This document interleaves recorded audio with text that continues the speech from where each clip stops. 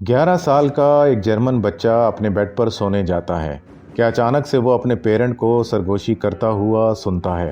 اس کا باپ اس کی ماں سے کہتا ہے کہ اب وقت آ گیا ہے کہ ہم سب مر جائیں، خودکشی کر لیں۔ بچے کے فادر بے تحاشا مایوسی کا شکار ہوتے ہیں۔ وہ کہتا ہے کہ اب ہمارے ساتھ بھی وہی ہوگا جو ہم نے ان کے ساتھ کیا۔ وہ بچہ یہ سب باتیں سنتا ہے لیکن کچھ بھی ریئیکٹ نہیں کرتا اور سو جاتا ہے۔ اگلے دن بچہ اور اس کے پیرنٹس ایک گارڈن میں گھومنے جاتے ہیں، لیکن اسی دن اس بچے کا باپ اپنے آفس میں خود کو گولی مار دیتا ہے۔ اس کے بعد وہ بچہ اپنے باپ کے یونیفارم کو آگ میں جلتا ہوا دیکھتا ہے۔ اس انسیڈنٹ کے بعد اس بچے کو وہی رات والی بات یاد آ جاتی ہے۔ وہ اتنا ڈر جاتا ہے کہ وہ کئی سال تک اپنے گھر میں کھانا بھی نہیں کھاتا کہ کہیں اس کی ماں کھانے میں اس کو زہر نہ دے دے۔ ابھی جو میں نے آپ کو سٹوری سنائی وہ سٹوری نہیں تھی، بلکہ ورلڈ وار 2 کے ختم ہونے پر اکثر جرمن فوجی گھرانوں اور نازی کی مینٹیلٹی تھی۔ ورلڈ وار 2 اور ہٹلر ایسے کئی خاندانوں کی موت کا ذمہ دار بن گئے تھے۔ آج کی ریئلٹی ٹائم کی ویڈیو میں ہم دیکھتے ہیں ہٹلر کون تھا اور کیسے اس نے پورے یورپ پر قبضہ کر لیا تھا، لیکن اس کے باوجود اس نے اپنے آپ کو گولی مار کے خودکشی کیوں کی؟ September 1939, the German foe begins its ruthless march of conquest and sets the stage for World War II. Sieh, du jetzt ein Springer! Wenn ja, dann tritt für mich ein, so wie ich für dich eingetreten bin.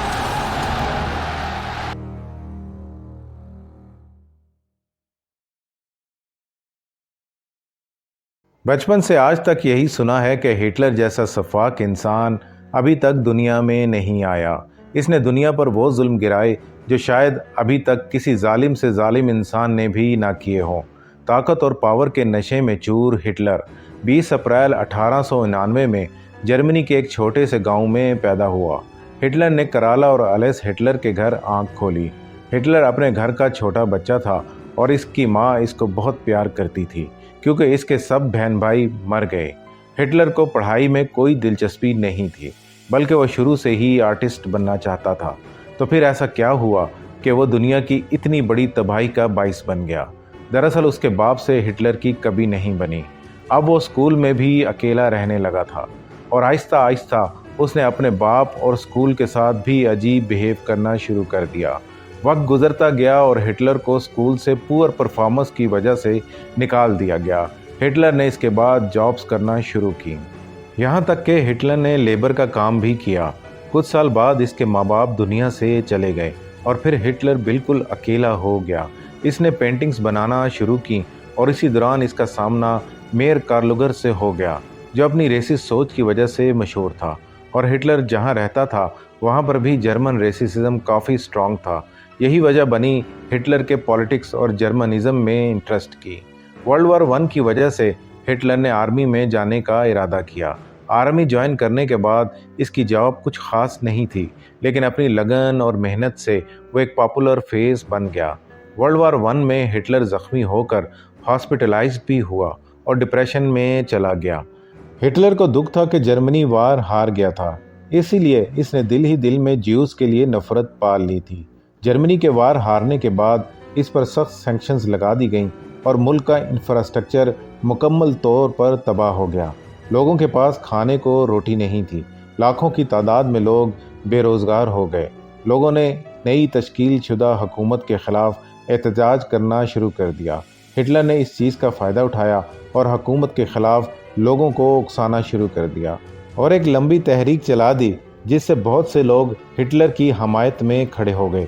Hitler نے بے روزگار لوگوں کو یقین دلایا کہ اگر وہ اقتدار میں آ گیا تو وہ جرمنی کے لوگوں کی تقدیر بدل دے گا اور لوگوں کو بہتر حالات دلائے گا۔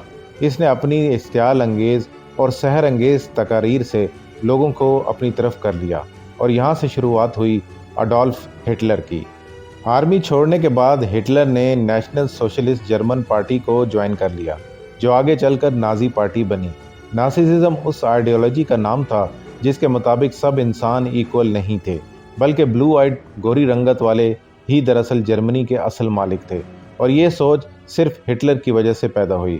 ہٹلر اپنی پارٹی کو سٹرونگ کرتا گیا اور بالآخر 1932 میں ہٹلر بھاری تعداد میں الیکشن جیت گیا 1933 में हिटलर को चांसलर बना दिया गया। इसी साल जर्मन पार्लियामेंट में आग लग गई, जिसके बाद हिटलर ने मुल्क में एमरजेंसी डिक्लेयर कर दी। इसके बाद हिटलर ने आइन में तरमीम करके एक बिल पास करवाया, जिससे जर्मनी की सारी ताकत उसके पास आ गई। मीडिया, जजेस, सिक्योरिटी और आवाम सब उसके कंट्रोल में आ गए। दूसरी पार्टीज पर बैन लगा दिया गया और हिटलर पूरे मुल्क का डिक्टेटर बन गया। हिटलर ने सिक्योरिटी और स्पेशल फोर्सेस भी बनाई जो उसके खिलाफ बोलने वालों को पकड़ने का काम करते थे। हिटलर पावर में तो आ गया, लेकिन अब पैसा नहीं था, जिसके लिए हिटलर ने एक मशहूर इकोनॉमिस्ट को हायर किया। उसका ख्याल था कि ये जर्मनी की इकॉनमी को बेहतर करेगा, और हुआ भी ऐसा ही। जर्मनी की हालत तेज़ी से बेहतर होती चली गई। अब बारी आई मुल्कों पर कब्जा करने की। हिटलर ने ऑस्ट्रिया और चेकोस्लोवाकिया पर कब्जा जमा लिया, जिसमें इंग्लैंड ने जर्मनी को भरपूर सपोर्ट किया, क्योंकि इंग्लैंड को लगता था कि वर्ल्ड वार 1 में जर्मनी के साथ ट्रीटी ऑफ वर्साइल को लेकर ज्यादती हुई। जर्मन्स की हालत बेहतर होती चली गई, लेकिन हिटलर को कुछ ज़्यादा ही चाहिए था। सितंबर 1939 में जर्मनी ने पोलैंड पर अटैक कर दिया, और देखते ही देखते फ्रांस और इंग्लैंड भी इस वार में शामिल हो जाते हैं। हिटलर यूरोप के कई मुल्कों पर कब्जा जमा लेता है। 1940 तक सब कुछ हिटलर के कंट्रोल में रहता है, लेकिन हिटलर ताकत के नशे में एक गलती कर बैठता है। अपनी तवज्जो वेस्ट यूरोप से हटाकर अब वो ईस्टर्न यूरोप की तरफ नज़र डालता है, जिसमें होता है USSR। हिटलर 1939 में सोवियत यूनियन पर हमला कर देता है, जिसके नतीजे में वेस्टर्न यूरोप और ईस्टर्न यूरोप दोनों के दरमियान जर्मनी वार संभालने में नाकाम हो जाता है। अमेरिका अब तक इस वार से दूर रहता है, लेकिन जापान के पर्ल हार्बर के अटैक की सूरत में अमेरिका जापान के साथ वार डिक्लेयर कर देता है। इस पर मैंने एक डिटेल वीडियो भी बनाई है, जो आप डिस्क्रिप्शन में लिंक को क्लिक करके देख सकते हैं। हिटलर को अंदाज़ा हो जाता है कि अब पूरी दुनिया ही उसके अगेंस्ट आ चुकी है, लिहाजा अब जीत नामुमकिन है। 30 अप्रैल यानी आज के दिन ही 1945 में वो अपने आप को शूट कर देता है। इसी तरह की और वीडियोस देखने के लिए हमारा चैनल सब्सक्राइब कर लें। मिलते हैं नेक्स्ट वीडियो में। अपना ख्याल रखें। अल्लाह हाफिज़।